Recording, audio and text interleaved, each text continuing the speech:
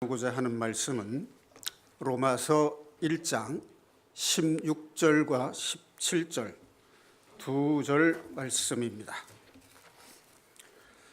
신약성경 로마서 1장 16, 17절을 다 함께 봉독하시겠습니다. 신약성경 239페이지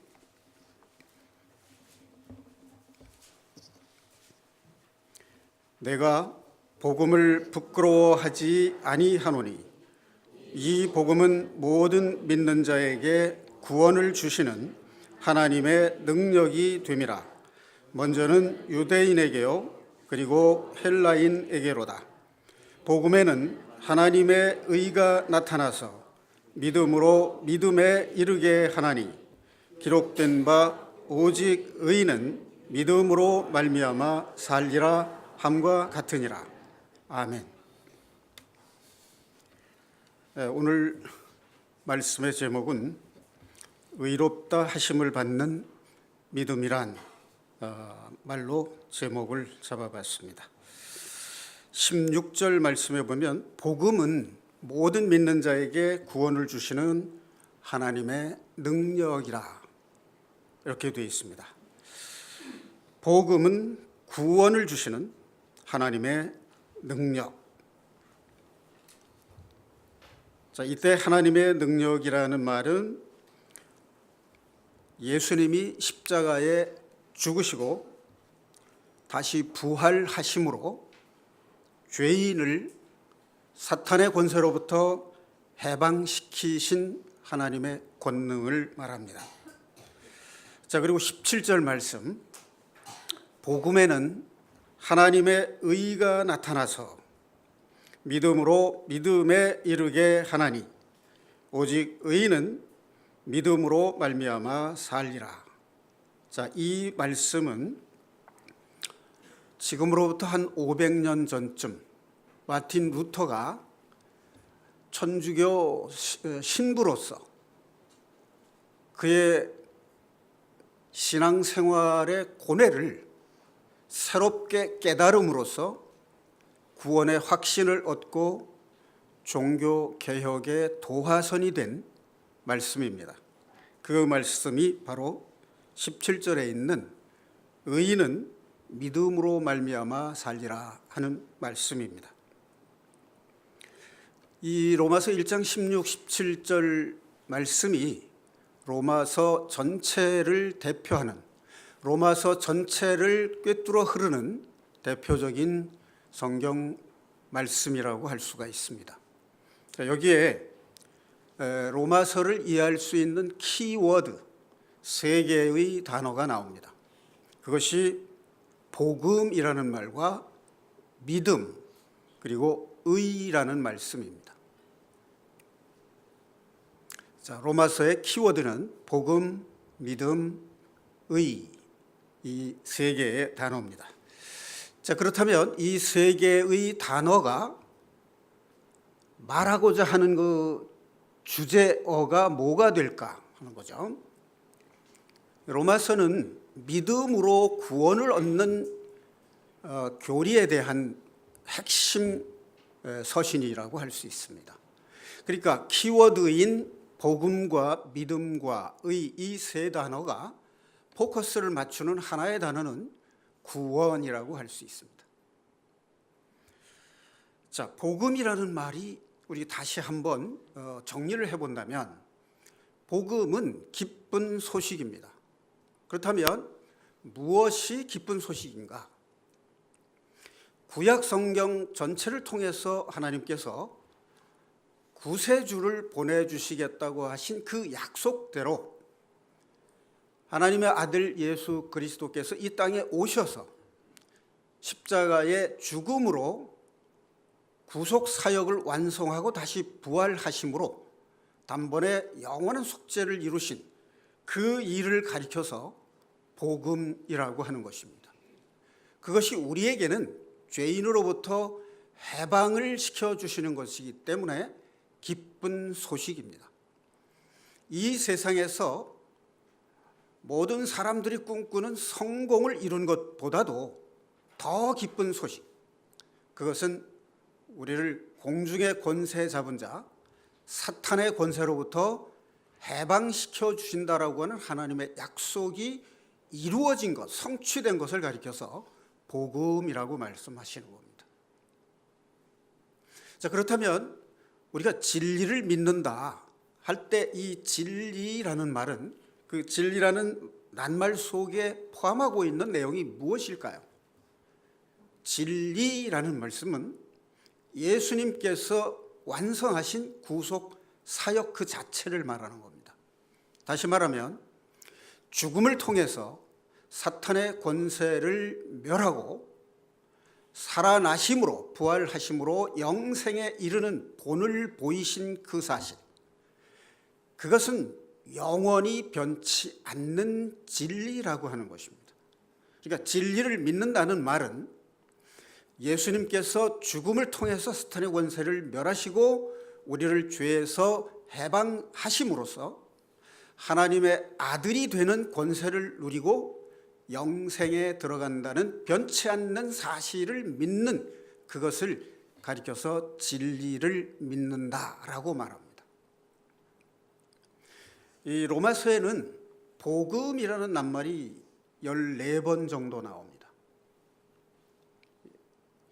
그리고 믿음이라는 말이 33번 나옵니다. 그리고 의라는 말이, 명사 의라는 말이 27번 나오고, 의롭다와 의롭게 하시다라고 하는 형용사 동사를 다 합치면 형용사가 16번 나오고 동사가 1번 나와요. 그래서 17번이 나오는데 그걸 합치면 44번이 나옵니다. 그만큼 로마서에서는 의라고 하는 것이 무엇인가를 중요하게 다루고 있다는 말씀입니다. 자, 결론적으로 말씀을 드린다면 17절 말씀 다시 한번 살펴보겠습니다. 우리가 성경을 읽을 때 깊이 묵상하는 마음으로 읽으면 성령께서 그 뜻을 이해하게 해 주시는 것을 경험하게 됩니다. 복음에는 하나님의 의가 나타났다. 자, 인간을 죄에서 해방시켜 주고 영생에 이르게 한다는 그 기쁜 소식은 하나님의 의였는데 그것이 나타났다 하는 것입니다.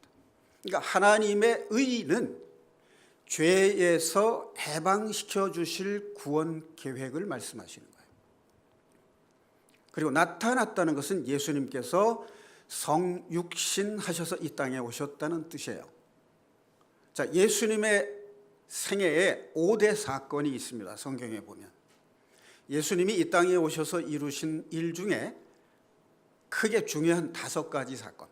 첫 번째가 성육신에서 오신 것입니다. 두 번째가 마태복음 17장에 보면 그리스도의 변화산에서 빛으로 화하신 예수님의 변형 사건이 있습니다. 그 다음에 세 번째는 십자가에서 죽으심이고, 네 번째는 부활하심, 그리고 다섯 번째는 승천하신 것입니다. 예수님께서 초림하셔서 재림하실 때까지 이루신 그 일, 그것을 하나님의 의가 나타났다, 이루어졌다, 성취됐다, 이렇게 표현한 것입니다. 자, 그 다음에 믿음으로 믿음에 이른다, 의인은 믿음으로 산다 하는 이 말씀을 좀 음미를 해보면요. 자, 믿음으로 믿음에 이른다 하는 말은 믿음에서 믿음에 이른다. 그 말은 앞에 믿음과 뒤에 믿음은 똑같은 믿음이 아니라는 뜻이죠. 그러니까 앞에 믿음이 믿음의 기본이라고 한다면 뒤에 믿음은 믿음의 결국 완성된 믿음의 상태를 가리키는 겁니다. 그러니까 앞에 믿음은 아브라함이 하나님을 믿음에 그를 의롭게 여기셨다 할 때 그 믿음입니다. 구원받는 믿음이에요. 구원받는 믿음. 이것은 약속을 받는 겁니다. 그러니까 앞에 믿음은 구원의 약속의 믿음이에요. 그럼 뒤에 믿음은 구원이 완성되는 것을 가리키는 믿음입니다. 자, 그러면 우리가 예수 그리스도의 구속 사역을 믿음으로 시작해서 우리의 믿음이 예수 그리스도께서 재림하실 때 완성될 때까지 그 사이에 어떤 일이 있습니다. 그것을 가리켜서 우리가 성화라고 하는 거예요. 그럼 뒤에 있는 믿음에 이르르는 믿음, 그 믿음은 무엇이냐면 은혜에 들어가는 것을 가리키는 겁니다. 그러니까 우리가 구원받은 이후에 하나님의 말씀에 순종하고 성령의 인도함을 받아서 거룩함을 온전히 이루어가는 성화의 과정이 열매 맺는 영화에 이르는 상태, 그 믿음에 이른다 그 말이에요. 그러니까 구원받지 않은 사람은 성령의 열매 맺는 영화의 상태에 이를 수 없는 겁니다. 그러나 구원받은 그리스도인은 성령의 견인에 의해서, 이끄심에 의해서 성화를 거쳐서 영화로운 믿음에 이르는, 그 믿음에 이르는 과정을 말하는 거예요. 의인은 오직 믿음으로 말미암아 살리라 할 때 이 앞에 있는 믿음은 구원받은 믿음이고 의인이죠. 그럼 믿음으로 말미암아 살리라 할 때 그 믿음은 무엇을 말하느냐?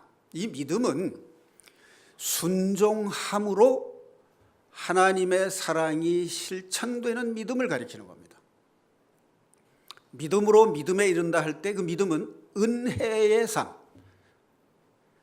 나의 의로서 사는 삶이 아니라 성령의 은혜로, 하나님께서 주신 성령의 은혜로 인도함을 받는 믿음, 그 믿음, 즉 은혜로 인해서 사는 삶, 사는 믿음, 그걸 말하는 것이고, 의인은 믿음으로 말미암아 살리라 할 때 그 믿음은 순종함으로 실천하는 믿음, 그것을 말하는 겁니다. 성경에 보면 인류 역사상 최초로 의롭다함을 받은 사람이 바로 아브라함입니다. 자, 창세기 15장 말씀을 한번 잠깐 보겠습니다.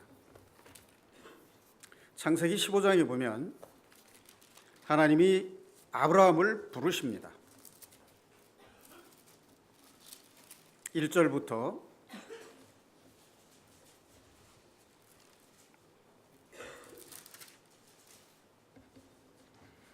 말씀을 보면 6절에 이렇게 기록이 되어 있습니다. 아브라함이 여호와를 믿으니 여호와께서 이를 그의 의로 여기시고 라고 하는 말씀이 있습니다. 자, 그러면 여기서 아브라함이 여호와를 믿었다 할 때 여호와의 무엇을 믿었다는 것인지 그걸 생각해 볼 필요가 있고요. 그 다음에 이를 그의 의로 여기셨다 했는데 의로 여기셨다는 것은 무슨 뜻인지 그것을 확인해 볼 필요가 있습니다. 자, 무엇을 믿었다는 얘기냐 하면요, 1절부터 그 앞을 잠깐 보면은요, 이후에 여호와의 말씀이 환상 중에 아브라함에게 임하여 이르시되 아브라함아 두려워하지 말라. 나는 네 방패여 너희 지극히 큰 상급이니라. 아브라함이 이르되 주 여호와여 무엇을 내게 주시려 하나이까? 나는 자식이 없사오니 나의 상속자는 이 다메섹 사람 엘리에셀이니이다. 자, 아브라함이 무엇을 내게 주시려 하니까라고 물은 이유는 그 앞에 나오는 나는 너의 큰 상급이니라 했기 때문에 이렇게 물은 겁니다. 무엇을 주시려 하나이까? 그렇게 물은 이유는 그 앞에 여호와 하나님께서 아브라함에게 나는 너의 큰 상급이다 이렇게 말씀하셨기 때문입니다. 자, 그리고 그것을 증거해 주는 것이 이제 엘리에셀을 부리는 사람이었죠. 그런데 3절에 보면 아브라함이 또 이르되 주께서 내게 씨를 주지 아니하셨으니 내 집에서 길린 자가 내 상속자가 될 것이니이다. 4절 여호와의 말씀이 그에게 임하여 이르시되 그 사람이 내 상속자가 아니라 내 몸에서 날 자가 내 상속자가 되리라.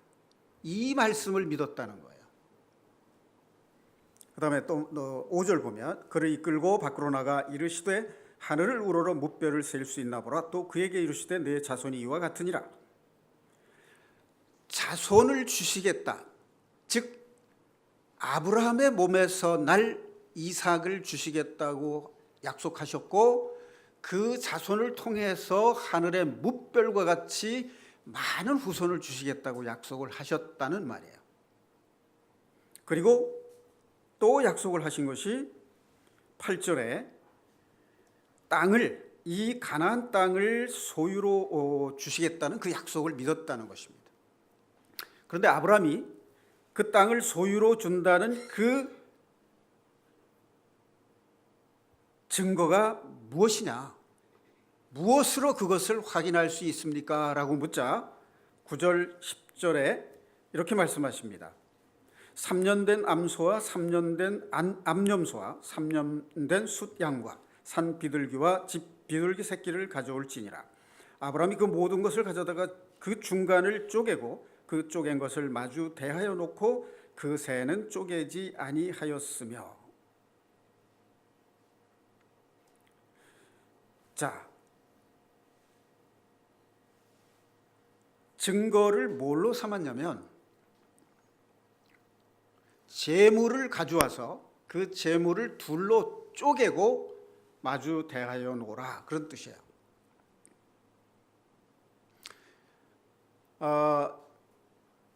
고대 근동에서는 사람과 사람, 부족과 부족 사이에 언약을 할 때 희생 제물을 둘로 쪼개서 피를 내고 양쪽으로 마주 대하여 놓고 두 사람이 손을 잡고 그 사이를 통과함으로써 두 사람의 약속을 통해서 화해를 이루었다 하는 언약을 맺은 겁니다. 그런데 거기에는 또 하나의 의미가 있어요.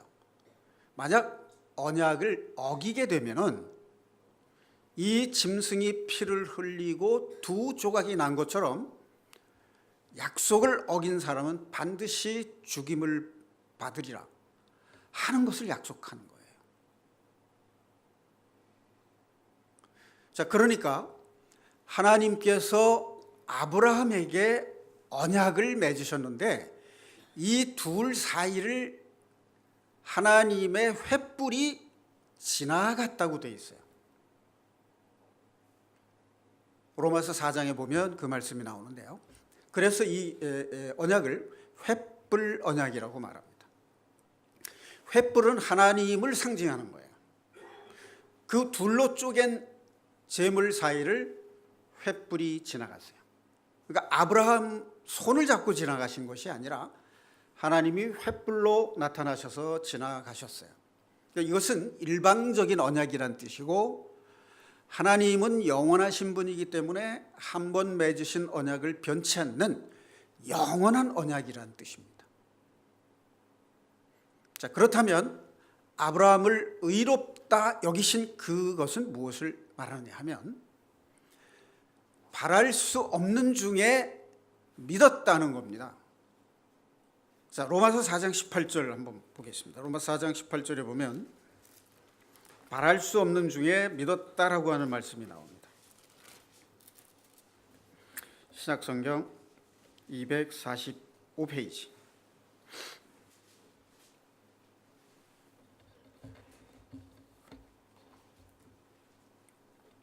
찾으셨으면 제가 읽겠습니다. 아브라함이 바랄 수 없는 중에 바라고 믿었으니 이는 네 후손이 이가 트리라 하신 말씀대로 많은 민족의 조상이 되게 하려 하심이라. 그가 100세나 되어 자기 몸이 죽은 것 같고 사라의 태가 죽은 것 같음을 알고도 믿음이 약해지지 아니하고 믿음이 없어 하나님의 약속을 의심하지 않고 믿음으로 견고하여져서 하나님께 영광을 돌리며 약속하신 그것을 또한 능히 이루실 줄을 확신하였으니, 이겁니다. 100세나 돼서 자기는 이제 생산할 자손을 생산할 나이를 지나갔다. 또 사라, 아내인 사라의 태가 다쳤기 때문에 자식을 낳을 수 없었습니다. 그런데도 불구하고 그 약속을 확신하였으니 그러므로 이것이 그에게 의로 여겨졌느니라. 그러니까 의롭다 하심을 받는 믿음이라는 것이 뭐냐면 바로 로마서 4장 18절에서 21절, 22절에 나온 말씀입니다. 바랄 수 없는 중에 믿었다. 어떻습니까?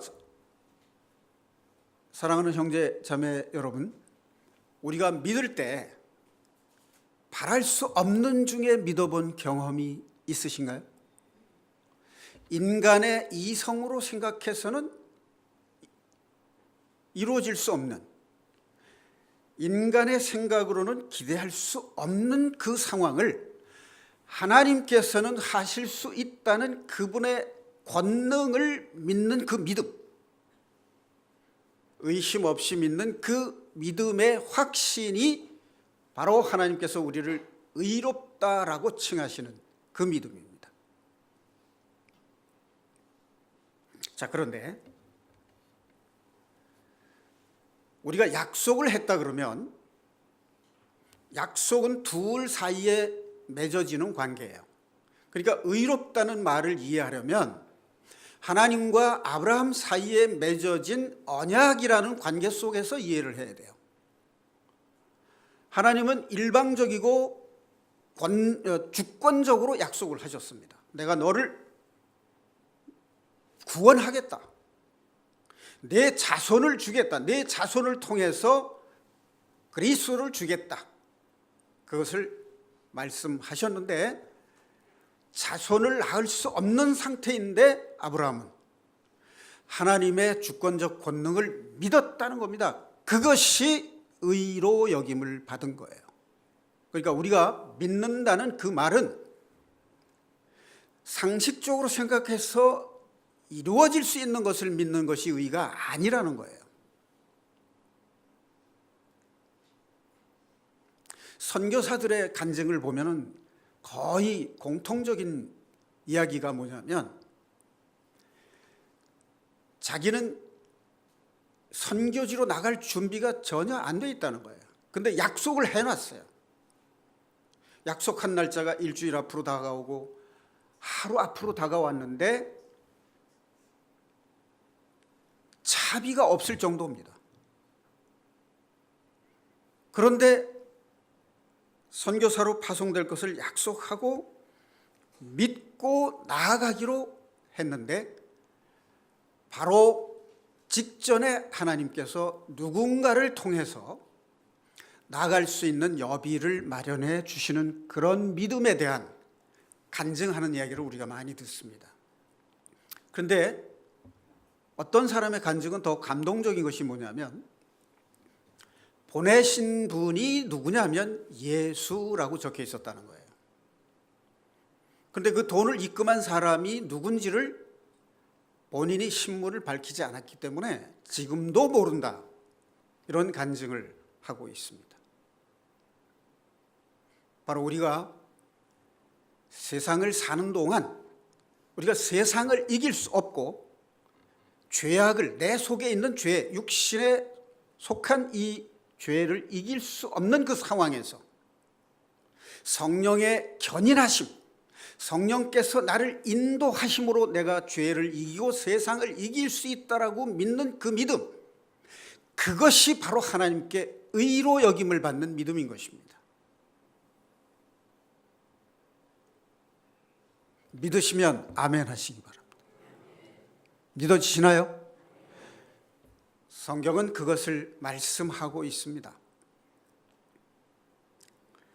자, 요한일서 한번 찾아보겠습니다. 사실인지 아닌지.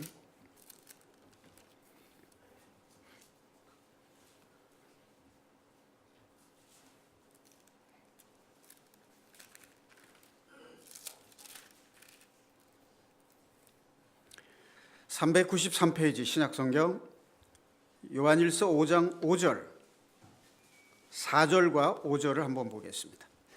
신약성경 393페이지 요한일서 5장 4절과 5절 다 함께 봉독하시겠습니다. 무릇 하나님께로부터 난 자마다 세상을 이기느니라. 세상을 이기는 승리는 이것이니 우리의 믿음이니라. 예수께서 하나님의 아들이심을 믿는 자가 아니면 세상을 이기는 자가 누구냐? 자, 이것을 믿는 믿음을 하나님께서는 의롭다고 보신다, 그 말입니다. 자, 그런데 말입니다. 우리가 경계해야 될 것이 있습니다. 자, 오늘 성경을 좀 찾아야 될 것 같은데 로마서 10장 3절 말씀 한번 보겠습니다. 로마서 10장 3절 말씀입니다.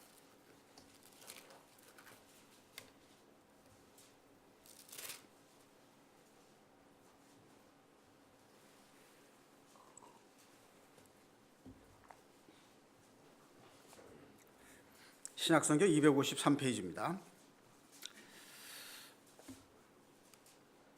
하나님의 의를 모르고 자기 의를 세우려고 힘써 하나님의 의에 복종하지 아니하였느니라. 이게 누구를 가리키는 말이냐면 유대인들을 가리키는 말이에요. 그런데 오늘날 우리에게도 그대로 적용이 됩니다. 우리가 하나님을 믿는다고 하면서 하나님의 의를 모르게 되면 자기 의를 세우려고 힘써 하나님의 의에 복종하지 않게 됩니다.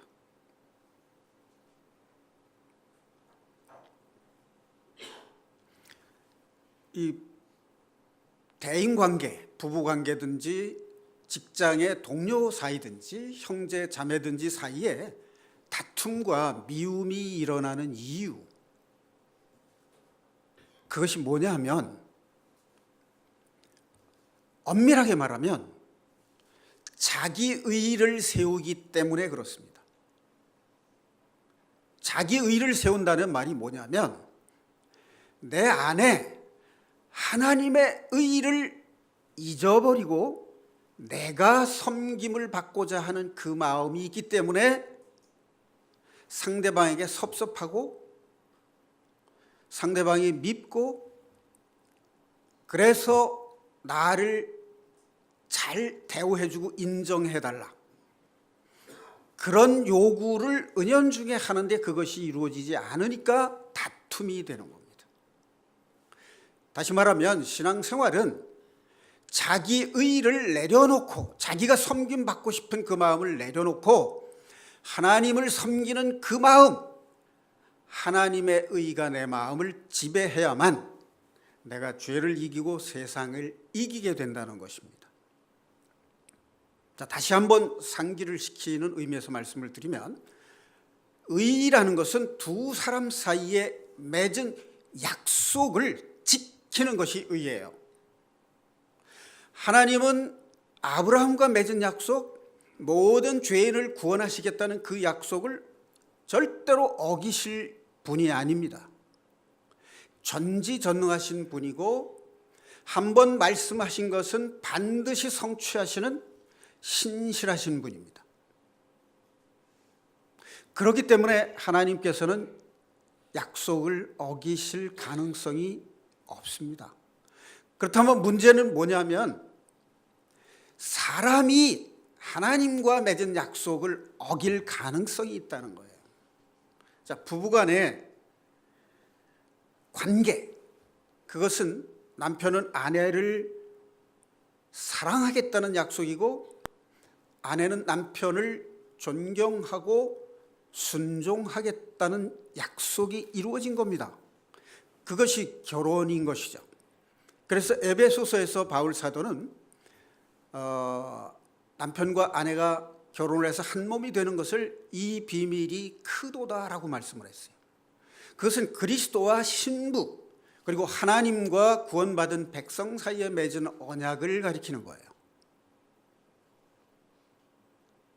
그 약속을 어길 때 우리는 의로운 상태에서 벗어나게 되는 겁니다.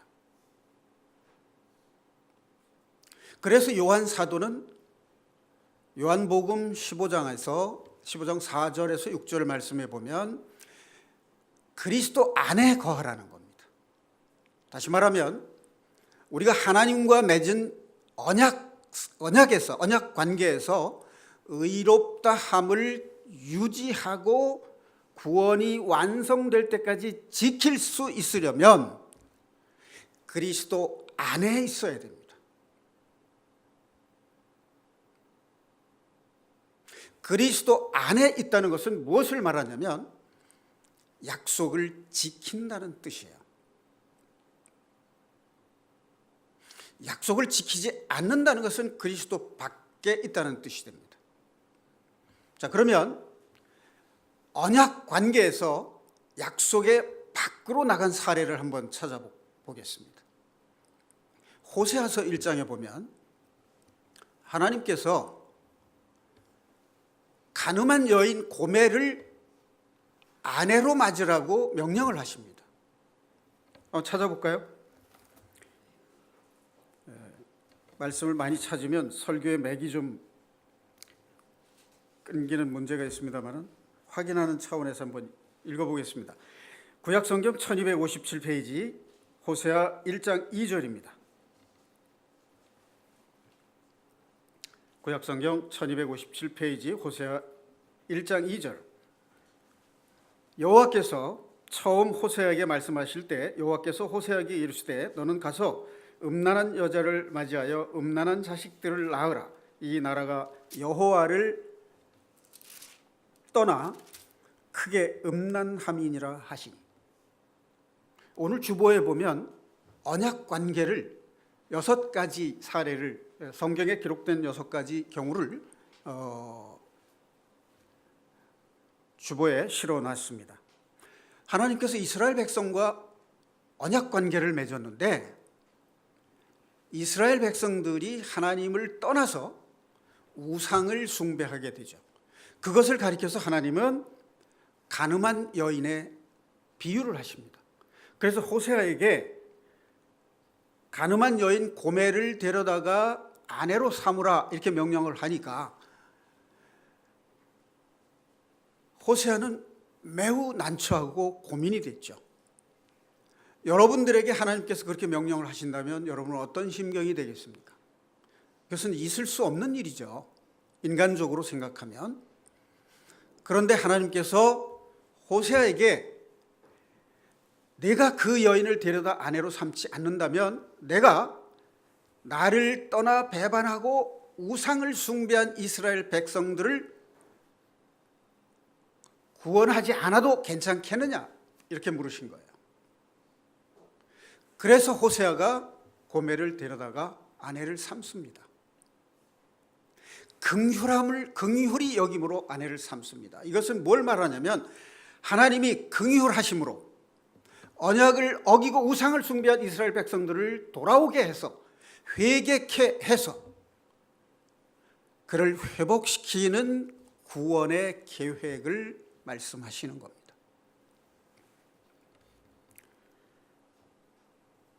갈라디아서 13장 11절에 보면 의인은 믿음으로 말미암아 살리라는 말씀이 나오는데 거기에는 그 앞절에 뭐가 나오냐면 율법을 지킴으로 의롭다함을 받는 게 아니라 믿음으로 의롭다함을 받는다 이렇게 말한 거예요. 그래서 여기에 믿음은 뭐라는 걸 알 수 있냐면 율법과는 대립되는 개념, 즉 율법은 행위로서 의로워지고자 하는 것이죠. 그렇다면 믿음으로 의로워진다는 이것은 뭘 말하냐면 하나님이 주신 선물 은혜로 의로워지는 것을 가리키는 거예요. 그래서 똑같은 의인은 믿음으로 말미암아 살리라는데 갈라디아서에서 그 믿음이 무슨 뜻이냐? 율법이 아니라 은혜다 그렇게 말씀을 가르쳐주고 있는 거예요. 그런가 하면은 구약성경 하박국 2장 4절에서는 악인의 교만에 대해서 얘기를 하고 의인은 믿음으로 살리라 이렇게 말씀을 하세요. 그럼 교만의 대조적인 말, 상대되는 말이 뭐냐면 겸손이고 겸손은 하나님 앞에 겸손하다는 것은 순종을 말하는 겁니다.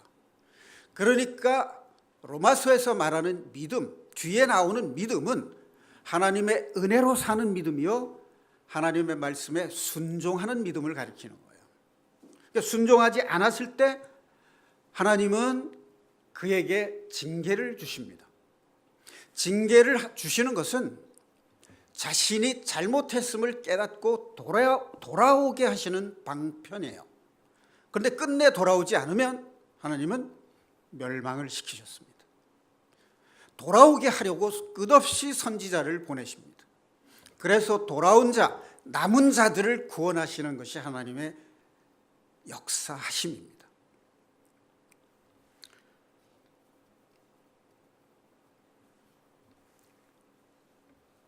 자, 이 언약적 의미는 하나님과 올바른 관계를 맺는 상태, 하나님과의 올바른 관계 안에 있는 것을 언약 관계라고 말하고 그것을 의롭다고 말하는 것입니다. 다시 말하면 언약이라고 하는 것은 그 믿음에 순종을 낳게 하는 능력이십니다. 다시 말하면 예수 그리스도의 속량하심을 믿는 그리스도인에게는 순종할 수 있는 능력을 주신다는 것이 하나님의 언약이에요.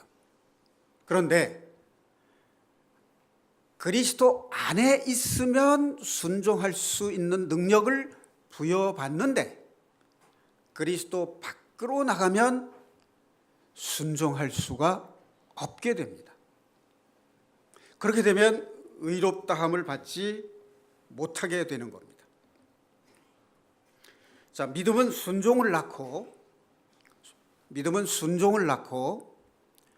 행함으로써 입증이 되는 겁니다. 믿음은 순종을 낳고 행함으로써 입증이 되는 겁니다. 다시 말하면 우리가 구원을 받았다는 것은 언약 관계, 즉 약속을 받은 겁니다.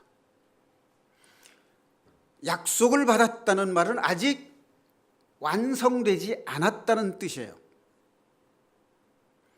구원의 약속을 받았는데 그것이 완성이 되려면 언약 관계 안에 있으면서 순종함으로 의롭다함을 유지해야 된다는 뜻이에요. 자, 그것을 증거하는 것이 창세기 22장에 아브라함이 아들 이삭을 번제로 드리는 사건이 나옵니다. 자, 아브라함이요, 바랄 수 없는 중에 하나님께서 자손을 약속하신 것을 믿었다는 것은 뭘 말하냐면 하나님께서 죄를 지은 아담에게 가죽옷을 해입히시고 여인의 후손을 통해서 사탄을 멸하겠다라고 하는 구원 계획을 믿었다는 뜻이에요. 그러니까 아브라함이 하나님의 구원 계획을 믿었어요. 자, 그런데 그 아브라함의 신앙이 점점 성장을 해서 창세기 22장에 가면 아들 이삭을 번제로 드리라는 명령을 따르는 순종의 절정을 이루게 됩니다. 그것이 구원의 완성을 가져오는 아브라함의 믿음이 순종함으로 실천됨으로 입증되는 믿음에 이른 그 상태를 가리키는 거예요. 자, 야고보서 2장 21절 말씀 보겠습니다. 거기에서 창세기 22장의 내용을 야고보 사도가 다시 해석을 합니다. 신약성경 373페이지입니다. 야고보서 2장 21절, 22절 찾으셨으면 함께 봉독하시겠습니다. 우리 조상 아브라함이 그 아들 이삭을 제단에 바칠 때에 행함으로 의롭다 하심을 받은 것이 아니냐. 네가 보거니와 믿음이 그의 행함과 함께 일하고 행함으로 믿음이 온전하게 되었느니라. 사랑하는 형제자매 여러분, 우리가 자신의 의를 내려놓고 성령의 인도함에 따라 순종하는 믿음 생활을 할 때 죄에서 구별되고 온전히 성화되는 과정을 걷게 됩니다. 그러나 우리가 육신을 입고 이 땅에 사는 한 온전히 거룩함에 이룰 수 있을까요? 그것은 불가능합니다. 자, 그러면 하나님께서는 그것을 어떻게 완성하시느냐? 예수님께서 재림하실 때 성령이 오순절에 임했던 그 성령이 다시 한번 온 인류의 마음속에 임하시면서 성령이 주님의 권능을 받아서 우리 마음에 온전히 거룩해지는 믿음을 완성하시는 겁니다. 내가 하는 게 아니에요. 자기 의로 하는 것이 절대로 아닙니다. 그렇게 되면 믿음으로 믿음에 이르지 못합니다. 의인이 믿음으로 말미암아 살리라 했는데 구원받은 의인이라도 믿음으로 살지 못할 수 있다는 뜻이에요. 나의 의로 하는 것이 아니라 성령이 이끄시는 것에 따라 순종해야 된다는 거예요. 그것을 가리켜서 견인이라고 합니다. 다른 말로 하면 성화예요. 또 다른 말로 하면 혼의 구원입니다. 광야 생활을 상징하는 것이, 광야 생활에 상징하는 것, 교회 생활, 혼의 구원, 그것을 이루어 가다가 예수님 재림하실 때 그 빛으로 임하는 성령이 주님의 권능을 우리에게, 우리 마음의 빛으로 쏘여서 우리가 온전히 거룩해지는 그 믿음으로 변형이 되는 겁니다. 그게 베드로서 1장에 보면 믿음의 결국 곧 영혼의 구원을 이루느니라 라고 말씀한 겁니다. 로마서 8장 23절에서 바울 사도는 뭐라고 말했냐면 이렇게 말씀을 하고 있습니다. 신약성경 250페이지 로마서 8장 23절, 피조물이 이제까지 함께 탄식하며 함께 고통을 겪고 있는 것을 우리가 아느니라. 그뿐 아니라 또한 우리 곧 성령의 처음 익은 열매를 받은 우리까지도. 성령의 처음 익은 열매를 받은 우리란 말은 예수님의 속량으로 구원받은 우리를 말합니다. 탄식하여 양자될 것 곧 우리 몸의 속량을 기다리느니라. 예수님이 재림하실 때 우리의 몸도 예수님이 부활하신 것처럼 신령한 몸으로 변화되는 것을 말하는 거예요. 그때까지 우리가 하나님과의 언약 관계 안에 있어야 되는 겁니다. 그걸 가리켜서 요한복음 15장에서는 예수님께서 포도나무 비유를 통해서 너희가 내 안에 거하라, 너희가 내 안에 있지 아니하면 아무것도 할 수 없느니라, 이렇게 경고하셨습니다. 사랑하는 성도 여러분, 우리가 구원받아서 온전한 믿음에 이르는 과정을 생물의 생태를 통해서 한번 말씀을 드려볼까 합니다. 여러분, 고양이 아시죠? 고양이 어미가 새끼를 기를 때 어떻게 기르시는지 혹시 유심히 관찰해 보신 적이 있나요? 고양이는요, 새끼를 기를 때 완전히 어미가 모든 것을 다 해줍니다. 먹이도 물어다 주고 자리도 보살펴주고 이동할 때도 목을 물어서 이동을 하고, 새끼는 아무것도 하지 않고 가만히 있어요. 이것이 구원받은 초신자의 상태입니다. 처음 구원받은 신자의 상태예요. 자, 그러면 원숭이의 생태, 원숭이가 새끼를 기르는 것을 보면 원숭이는 새끼에게 먹이를 먹여주질 않아요. 어미가 먹는 것을 보여줍니다. 그러면 새끼가 어미가 먹는 모습을 보고 따라해요. 그러니까 어미가 이동할 때 새끼 데리고 안 갑니다. 그럼 새끼가 엄마 등에 타서 목덜미를 잡고 매달려야 돼요.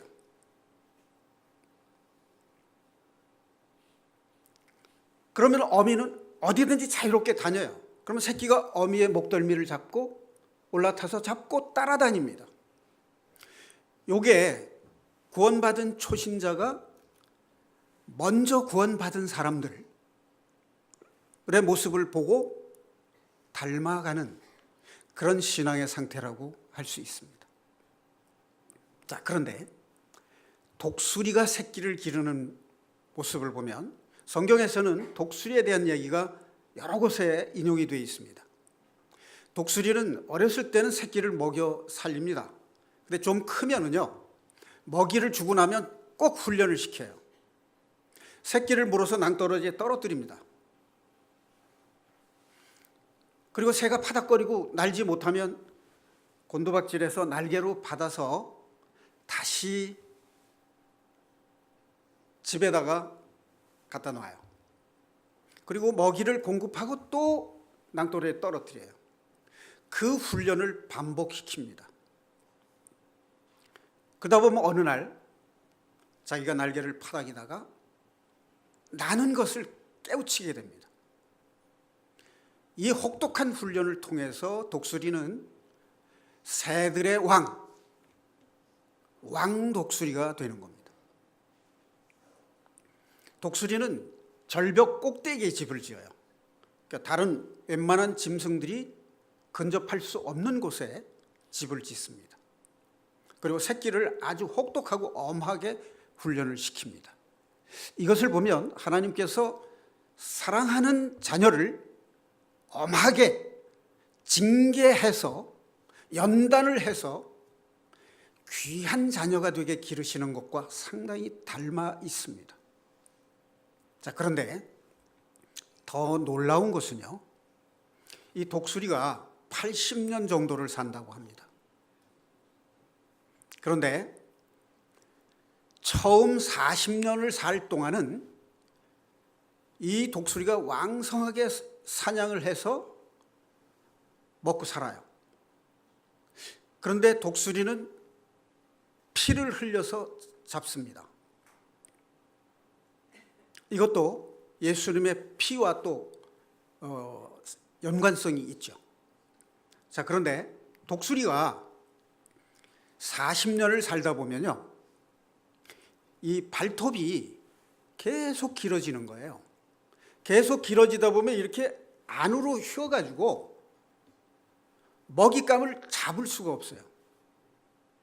그리고 부리도 계속 길어져가지고 사냥감을 물어야 되는데, 찍어서 물어야 되는데 찍을 수가 없습니다. 그리고 날개의 깃털은 너무 낡아서 무거워가지고 날 수가 없고 추레해집니다. 자, 그런데 놀라운 섭리가 여기에 있어요. 이 독수리가 살기 위해서, 먹고 살기 위해서 부리를 바위에다가 자꾸 찍어요. 그러면 이렇게 길어진 부리가 바위에 부딪혀서 깨지죠. 자, 이 상태가 되면 독수리가 먹이를 먹을 수 있습니까? 없습니까? 부리가 깨졌으니까 먹을 수가 없잖아요. 발톱도 바위에다가 찧어가지고 이 길어진 발톱을 다 깨뜨립니다. 그럼 그 속에서 새 발톱이 나오고 이 부리에서 새로운 부리가 나와요. 그리고 자기의 낡은 깃털을 물어 뜯어서 뽑아버립니다. 그래서 새 깃털이 나오는데요, 그 부리를, 길어진 부리를 바위에 쪼아서 새 부리가 나올 동안까지가 한 40일 정도 걸린대요. 다시 말하면 이 독수리가 40일 금식을 한다는 얘기입니다. 그리고 나면 새로운 부리와 새로운 발톱과 새로운 깃털이 나서 아주 스마트한 젊은 독수리로 변신을 하는 거예요. 그때부터 40년 동안을 사는 것이 독수리의 일생이라고 합니다.